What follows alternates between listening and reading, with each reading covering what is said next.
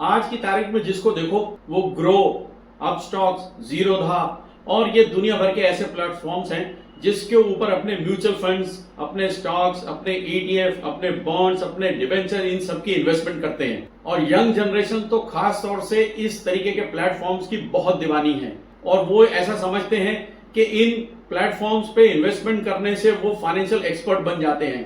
पर क्या आपने ऐसा कभी सोचा है कि इन प्लेटफॉर्म्स को यूज करने के बाद आपको कितनी बड़ी परेशानी का सामना उठाना पड़ सकता है? क्या आपने कभी ये सोचा है कि इन प्लेटफॉर्म्स पे आपके साथ कोई स्कैम या कोई फ्रॉड हो सकता है? कोई दिक्कत आ जाए, कोई परेशानी आ जाए आपको इन प्लेटफॉर्म्स के किसी रिप्रेजेंटेटिव से अगर कंसल्ट करना हो तो इनका फोन नहीं उठता है, आप सिर्फ मेलबाजी कर सकते हैं, उससे आपकी प्रॉब्लम का कोई सॉल्यूशन नहीं निकलता है। जीरोधा, ग्रो, अपस्टॉक्स, इन प्लेटफॉर्म्स में सिर्फ एक ही लालच होता है कि इन्वेस्टर को यह लगता है कि डायरेक्ट फंड्स के अंदर एक्सपेंस का रेशियो कम होता है और रेगुलर फंड्स के अंदर एक्सपेंस का रेशियो ज्यादा होता है। एक जबरदस्त फ्रॉड अभी रिसेंटली सामने आया है जो कि सोशल मीडिया पर बहुत जबरदस्त तरीके से वायरल हुआ है।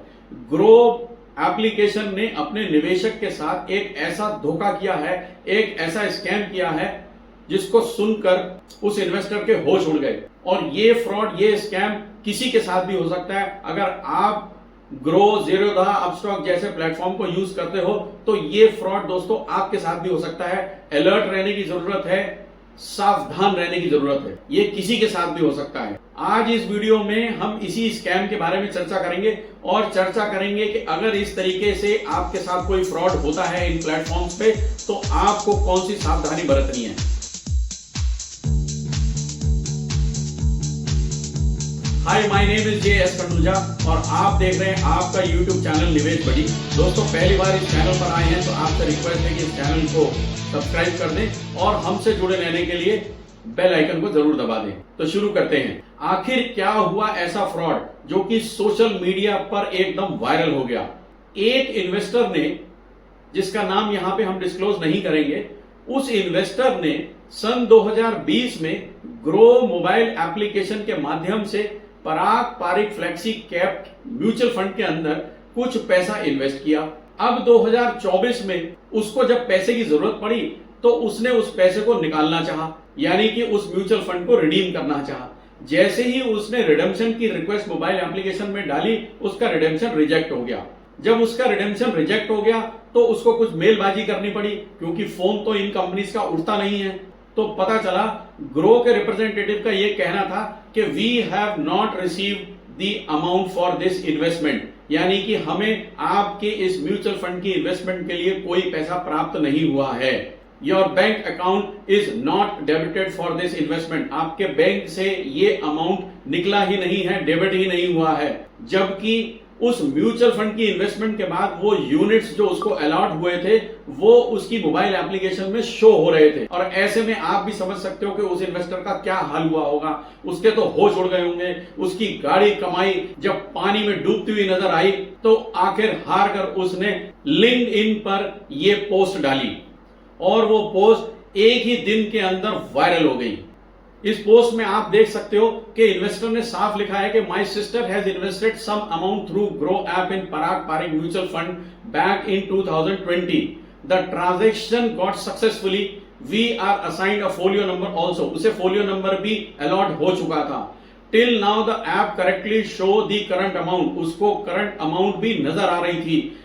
And every detail like other funds, जैसे कि और फंड में उसको डिटेल नजर आती है। But now there is a fraud, उस फ्रॉड को उसने डिस्क्लोज किया और उसने लिखा कि so we decided to redeem the fund and withdraw the money but redemption is not working and when we check with Parag Parikh customer care directly seems that there was no investment done by Groww to them. बड़ी ताज्जुब की बात है दोस्तों कि जब उसने Parag Parikh mutual fund से डायरेक्टली संपर्क साधा तो उसको पता लगा कि ग्रो ऐप के माध्यम से उसके नाम से फ्लेक्सी कैप फंड के अंदर कोई इन्वेस्टमेंट सन 2020 में नहीं हुई है। ये जबरदस्त फ्रॉड है दोस्तों। तो इसके जवाब में ग्रो के रिप्रेजेंटेटिव्स ने उसको ये बताया कि आपका पैसा तो बैंक से डेबिट ही नहीं हुआ था और उससे ये रिक्वेस्ट करी गई कि सोशल मीडिया से इस पोस्ट को डिलीट करा जाए। एक तो उसका पैसा भी खत्म हो गया, ऊपर से उसको यह भी कहा जा रहा है कि सोशल मीडिया से इस पोस्ट को डिलीट कर दिया जाए। अब सवाल ये उठता है दोस्तों कि वो मेल करेंगे सोशल मीडिया पे, ये स्कैम वायरल हो गया, उसका फ्रॉड जो था ग्रो का वो डिस्क्लोज हो गया, कंपनी उसको पैसा दे भी देगी। अब सवाल सबसे बड़ा जो उठता है वो ये है कि उसकी गाड़ी कमाई जो उसने सन 2020 में जिस रेट पे उस म्यूचुअल फंड को बाई किया था, क्या उसी पर उसको अलॉटमेंट मिलेगा? और जिस डे पे उसने उस म्यूचुअल फंड को रिडीम किया था, तो जो ग्रोथ या जो प्रॉफिट या जो मुनाफा उसको मिलना चाहिए था 4 सालों के अंदर, क्या उस मुनाफे के साथ ग्रो इस इन्वेस्टर को पूरा पैसा वापस करेगी? सवाल अभी भी क्वेश्चन मार्क के दायरे में है। मैं समझता हूं पेमेंट हो भी जाएगी, पर सवाल केवल इस इन्वेस्टर का नहीं है जो कि सोशल मीडिया पर अपनी पोस्ट को डाल के अपने इस प्रॉब्लम का सॉल्यूशन ले पा रहा है। सवाल उन इन्वेस्टर्स का है जो कि सोशल मीडिया पर एक्टिव नहीं है। सवाल उन इन्वेस्टर्स का भी है जो कि इतने अलर्ट नहीं है। सवाल उन इन्वेस्टर्स का भी है जो बहुत छोटी छोटी अपनी गाड़ी कमाई को इन प्लेटफॉर्म्स के थ्रू इन्वेस्ट करते हैं, सोशल मीडिया पर इस तरीके की पोस्ट नहीं डाल पाते हैं, जो कि मेल के माध्यम से ग्रो जैसी मोबाइल एप्लीकेशंस के साथ करस्पॉन्डेंस नहीं कर सकते हैं। ऐसे इन्वेस्टर्स के लिए आज भी ये सवाल खड़ा होता है कि कल को यदि आपके साथ ये होता है, आप ग्रो जैसे मोबाइल एप्लीकेशंस को यूज करते हो अपनी इन्वेस्टमेंट्स के लिए, और आपके साथ भी कल यदि भविष्य में ऐसा होता है तो आपको क्या करना चाहिए? आइए इस पे डिस्कस करते हैं। तो आइए सबसे पहले ये समझते हैं कि आपके म्यूचुअल फंड की इन्वेस्टमेंट ग्रो जैसी मोबाइल एप्लीकेशन के थ्रू आपकी इन्वेस्टमेंट किस प्रोसेस से गुजरती है। पहले आइए उस जनरल प्रोसेस पे नजर डालते हैं। दोस्तों, जब भी आप किसी मोबाइल एप्लीकेशन जैसे ग्रो एप्लीकेशन के थ्रू अपनी इन्वेस्टमेंट करते हैं किसी म्यूचुअल फंड में, तो वो पैसा आपकी बैंक अकाउंट से यूपीआई के थ्रू या नेट बैंकिंग के थ्रू वो डेबिट होता है और फिर वो ग्रो एप्लीकेशन में जाता है, यानी ग्रो कंपनी के पास जाता है। ग्रो वो पैसा कंसर्न्ड एएमसी को यानी उस म्यूचुअल फंड कंपनी को ट्रांसफर करती है, और उसके ट्रांसफर के बाद 2 से 3 दिन के अंदर करंट डेट पे जिस दिन वो पैसा ट्रांसफर हुआ है उस पर उस इन्वेस्टर को उस एएमसी से जिसमें उसने पैसा इन्वेस्ट किया है, चाहे वो पराग पारिक हो, चाहे निपॉन हो, चाहे एचडीएफसी हो, वहां से उसको उस पर्टिकुलर फंड में यूनिट्स अलॉट होती हैं और एक फोलियो नंबर जनरेट होता है। अब इस इन्वेस्टर ने क्या गलती करी कि उसने अपनी इस इन्वेस्टमेंट को जो उसने ग्रो के साथ करी थी पराग पारिक म्यूचुअल फंड में, उसने उसको क्रॉस चेक नहीं किया।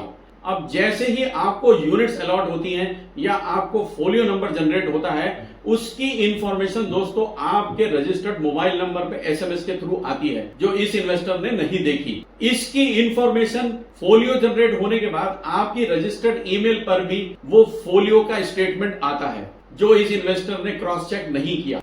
तीसरा अलर्ट दोस्तों, आप तो ये भी जानते हैं कि आपकी केवाईसी या आपकी ई केवाईसी एनएसडीएल या सीडीएसएल की साइट पे रजिस्टर्ड है आपके पैन कार्ड के नंबर से।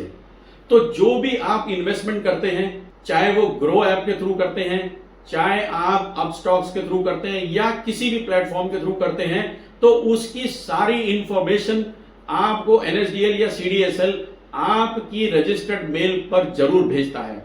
हर 3 महीने के अंदर आपकी रजिस्टर्ड मेल पर एनएसडीएल या सीडीएसएल की तरफ से आपकी इन्वेस्टमेंट का कंसोलिडेटेड स्टेटमेंट भी आता है, जो उस इन्वेस्टर ने क्रॉस चेक नहीं किया। तो आपको यह जानना बहुत जरूरी है दोस्तों कि आपको अलर्ट रहना पड़ेगा, आपको सावधान रहना पड़ेगा। कभी भी मैं ये नहीं कहता हूं कि ग्रो मोबाइल एप्लीकेशन खराब है या उसको डिलीट कर देना चाहिए। आपको सिर्फ अलर्ट रहना चाहिए, आपको सावधान रहना चाहिए। आप किसी भी तरीके की कोई भी इन्वेस्टमेंट करते हैं किसी प्लेटफॉर्म के थ्रू भी, तो आपको उसको क्रॉस चेक करना बहुत जरूरी है, वरना आपके साथ भी ये फ्रॉड हो सकता है। सबसे पहले अपने रजिस्टर्ड मोबाइल पर 2 से 3 दिन के अंदर एसएमएस को चेक कर लें। अपनी रजिस्टर्ड मेल पर एएमसी यानी म्यूचुअल फंड कंपनी द्वारा भेजे गए फोलियो के स्टेटमेंट को चेक कर लें, वो आपकी इन्वेस्टमेंट से टैली करना चाहिए। तीसरी चीज, सीडीएसएल के स्टेटमेंट को चेक कर लें, जो एवरी क्वार्टरली आपकी मेल पर आता है।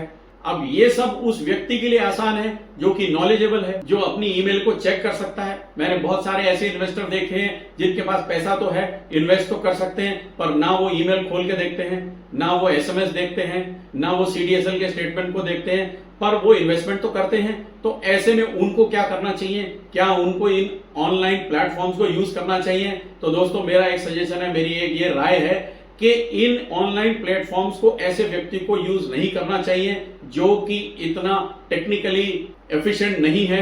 उसको अपने नजदीकी ब्रोकर के पास या किसी एजेंट के पास जाना चाहिए जो उसकी गली में या उसके आसपास, उसके मोहल्ले कॉलोनी में उसका ऑफिस हो।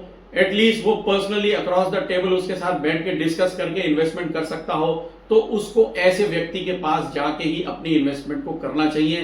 कम से कम उसकी जान पहचान का होगा या वो रिनाउंड अगर एजेंट या ब्रोकर होगा तो कम से कम वो ऐसा फ्रॉड नहीं करेगा। मेरा ऐसा मानना है कि उसको रोज आपको शक्ल दिखानी है, कम से कम आप उसके पास पर्सनली जाके उससे फिजिकली अपने स्टेटमेंट को ले सकते हो और उसको क्रॉस चेक कर सकते हो। तो अगली बार आपको अलर्ट रहना है।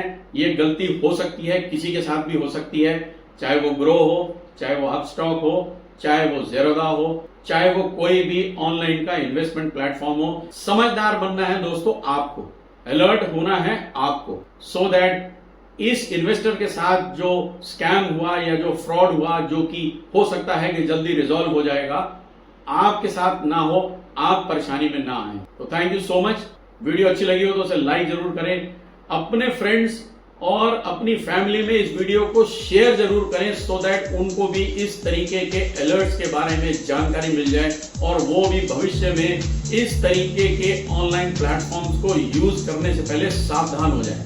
कहीं ऐसा ना हो कि उनकी भी गाड़ी कमाई किसी फ्रॉड के चक्कर में फंस जाए। तो thank you so much, keep watching निवेश पर।